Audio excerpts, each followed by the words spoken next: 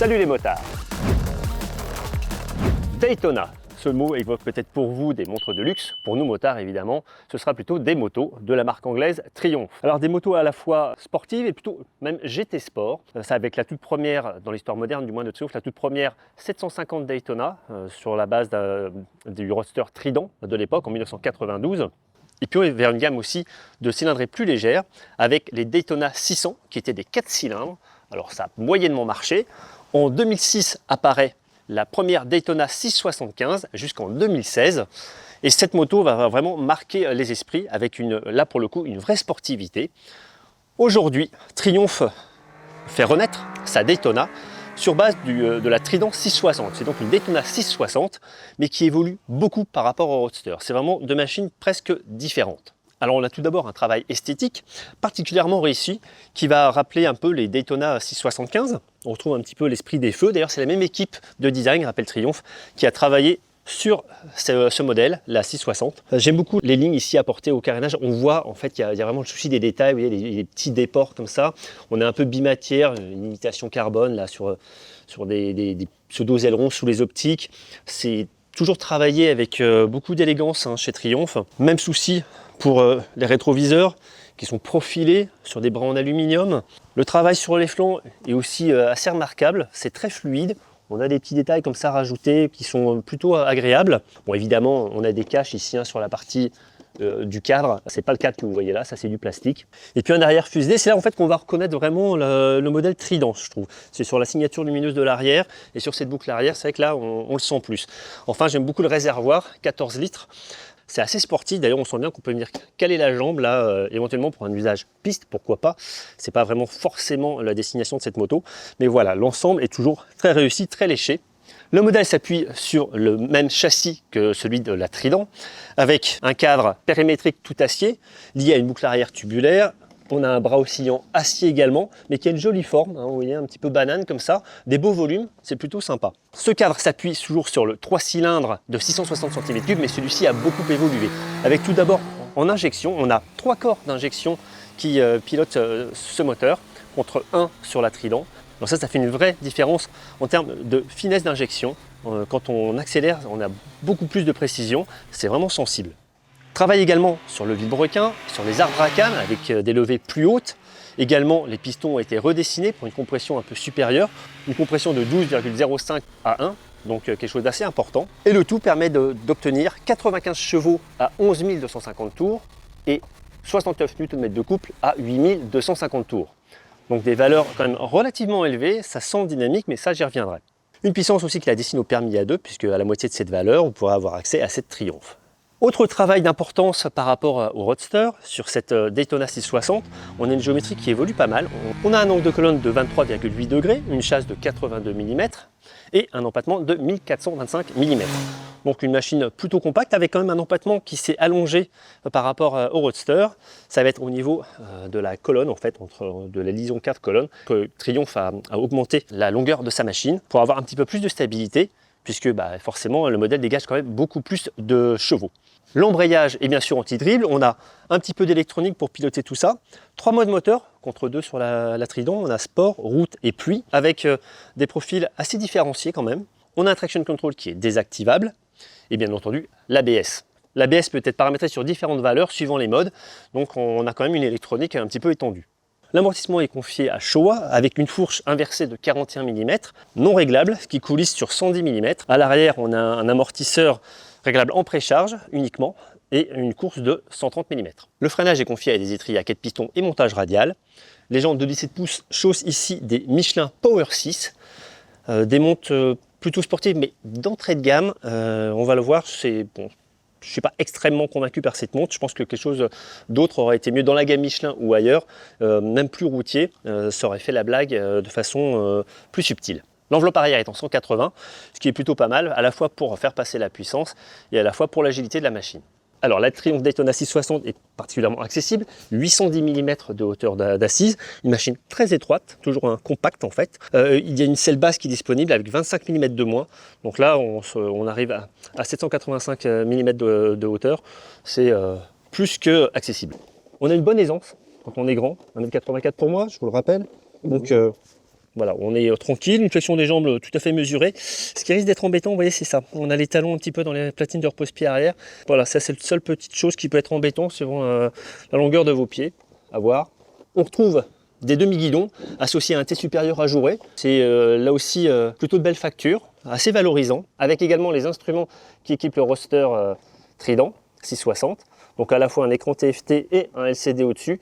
Alors l'écran LCD n'est pas hyper lisible et c'est là où il y a le contour. On aurait aimé avoir autre chose, peut-être une dalle carrément toute TFT. Ça aurait été quand même un peu plus sympa. Surtout pour régler, paramétrer la machine, accéder au menu. Là c'est un petit peu serré comme cette fenêtre TFT, elle n'est pas bien grande. Tout ça se pilote avec un pavé multidirectionnel à gauche et deux autres boutons pour les modes en accès rapide. Voilà, l'ensemble fonctionne rapidement, donc ça c'est assez agréable. Le levier de frein est réglable en écartement. La poignée d'embrayage n'est pas, elle, réglable. Et c'est un peu dommage parce qu'elle se situe un peu loin, je trouve. Il faudra avoir des grandes mains pour être tout à fait à l'aise. Voilà pour la présentation technique. Maintenant, je vous propose de vous emmener pour un petit tour sur les hauteurs de Benidorm, dans le sud de l'Espagne. C'est parti. Alors, premières évolutions au guidon de cette Triumph Daytona 660. Avec un moteur particulièrement disponible, souple, comme peut l'être un 3 cylindres. On peut évoluer sans problème sur le dernier rapport. Au légal urbain, on a un contrôle de l'injection qui est beaucoup plus précis. Puis c'est vrai que la légèreté de la Daytona est très agréable en ville. On peut passer la 5, on peut passer la 6. On est à 50 km/h à moins de 3000 tours. C'est cette disponibilité, cette souplesse du 3 cylindres qui est très agréable. Donc une bonne compagne du quotidien, avenante. Et c'est évidemment sur le réseau secondaire qu'on va le plus s'amuser au guidon de cette machine. Alors là, on a vraiment un super tracé que nous a trouvé Triumph. Des routes vraiment sympas pour mettre en valeur l'agilité de cette machine.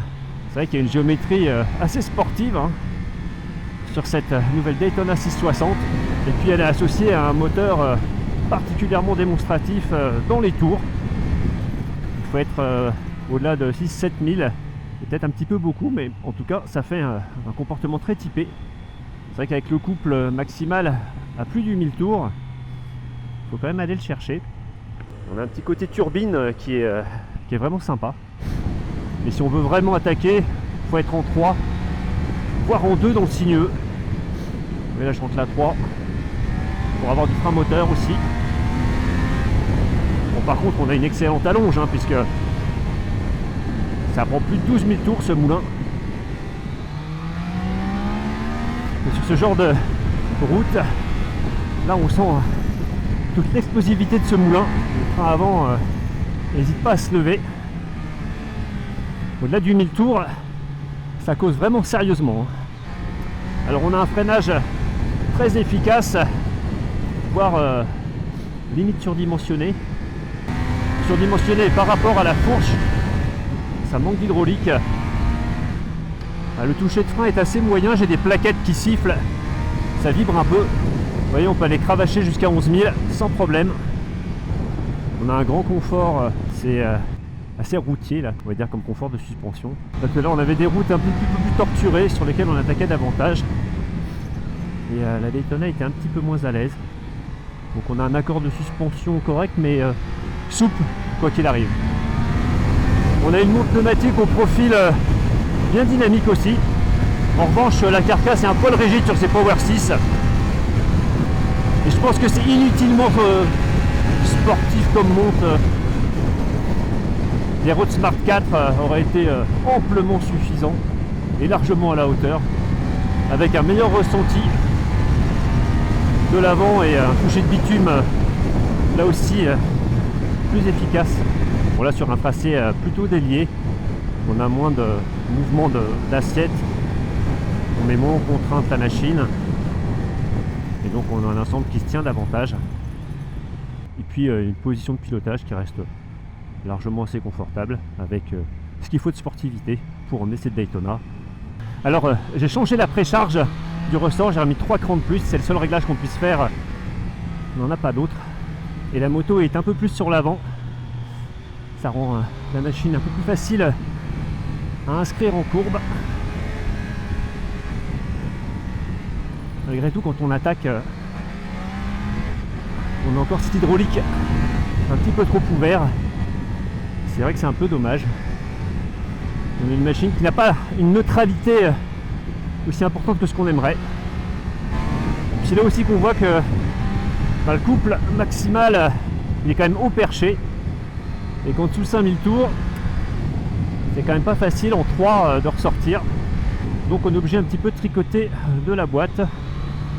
Et le problème c'est que la sélection elle est un poil rêche et on aurait bien aimé avoir un quick shifter.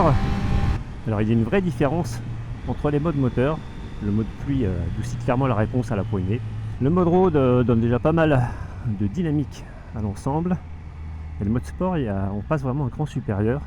Il y a une très grande dynamique dans ce 3 cylindres qui peut d'ailleurs sur ce mode se faire limite violent quand on n'a pas trop l'habitude. Alors, à l'issue de ce roulage, pas mal de choses. Sa jolie plastique et son caractère un peu volcanique ne suffisent pas forcément à me séduire totalement. Je trouve qu'elle manque de neutralité et de facilité globale. C'est une excellente machine qui est très homogène en suspension, mais qui, quand on commence à aller un peu à l'attaque, avoue un peu ses limites. Le 3 cylindres est particulièrement expressif, notamment au-delà de 8000 tours, où ça se fait presque explosif. Entre 5000 et plus de 12 000 tours, on a donc une large plage d'utilisation mécanique. C'est plutôt sympa ça. On quitte en 6e la ville et on peut garder l'assise si on veut partout. Alors évidemment, ce ne sera pas aussi dynamique, mais c'est vrai qu'à ce niveau-là, le 3 cylindres est assez extraordinaire. Beaucoup de précision d'injection avec les 3 corps qui équipent désormais ce moteur. En revanche, quand on va commencer à attaquer sérieusement, je trouve que la suspension a commencé à être avouer un peu ses limites, pas être dépassée, mais on sent que la machine bouge davantage. Le freinage peut être aussi particulièrement incisif, voire violent presque à la prise des freins. L'élément arrière lisse vraiment bien les trajectoires en courbe, mais le ressenti n'est pas tout à fait optimal. Voilà pour les petits défauts que je peux relever sur cette moto. Une bonne sensation de couple, des modes moteurs assez marqués. Entre route et sport, on a comme une différence sensible avec le mode sport. Dès 5000 tours, ça commence vraiment à marcher fort sur les intermédiaires. Et puis maintenant dans les tours, cette Daytona 660 se fait vraiment sportive. On a une excellente sonorité de la boîte à air, de l'échappement aussi. L'ensemble est particulièrement valorisant et dynamique. Une machine globalement séduisante avec une utilisation en mode très sportif qui marque un peu le pas. La position générale est très confortable. Donc globalement, une belle réussite à un tarif plutôt correct. On lui opposera la Suzuki GSX-8R qui est à peine moins chère et qui elle est équipée d'un quick shifter de série. C'est ce qui manque à cette machine dont la sélection est parfois un peu rêche. Également, on évoquera la Yamaha R7, l'Aprilia RS 660 et éventuellement la Honda CB. Voilà pour nos premières impressions à l'issue de cette prise en main de la Triumph Daytona 660. Je vous en dis évidemment bien plus en ligne sur le repère desmotards.com. Abonnez-vous à la chaîne YouTube et moi je vous dis à très bientôt pour un nouvel essai. Ciao!